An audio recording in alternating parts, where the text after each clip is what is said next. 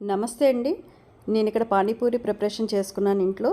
దానికి సంబంధించిన ఇంగ్రీడియంట్స్ పుదీనా, కొత్తిమీర, పచ్చిమిర్చి, అల్లం, నిమ్మకాయ సైజ్ అంత చింతపండు.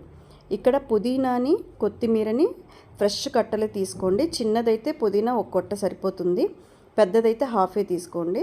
కొత్తిమీర యాజ్ యూజువల్ కొంచెం తీసుకున్నా సరిపోతుంది. మెయిన్ పుదీనానే ఇక్కడ ఫ్లేవర్కి కారణం అండి. నెక్స్ట్ ఇక్కడ చింతపండు రసాన్ని నానబెట్టేసి పక్కన పెట్టేసుకోండి. ఇప్పుడు మిక్సీకి ఈ పుదీనా, కొత్తిమీర, పచ్చిమిర్చి, అల్లం వేసేయండి. ఇక్కడండి కారం మీరు మీ ఇంట్లో ఎంత తింటారో అంతే అడ్జస్ట్ చేసుకుని వేయండి. కానీ పుదీనా మాత్రం ఎక్కువే ఉండాలండి క్వాంటిటీ, ఎందుకంటే పానీపూరి వాటర్కి అదే మెయిన్ ఇంగ్రీడియంట్.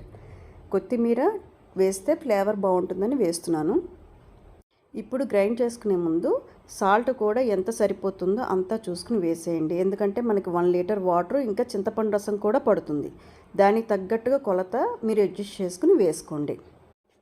దీనిని ఫైన్గా పేస్ట్ చేసుకోండి. ఇగో ఇక్కడ చూపిస్తున్నంత పేస్ట్గా ఉండాలండి. అప్పుడే డైరెక్ట్గా వాటర్లో కలిపేయచ్చు. కొంతమంది వడగొట్టి పడేస్తారంట.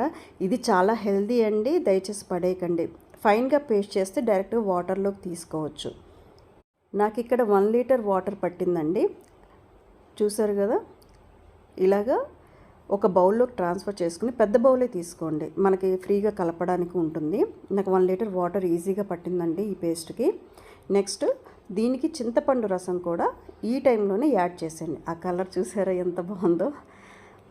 Believe me, street style panipuri water కన్నా మంది 100% సూపర్ టేస్ట్తో వస్తుంది. మీ వాళ్ళందరూ మీకు అప్రిషియేషన్ ఇస్తారు.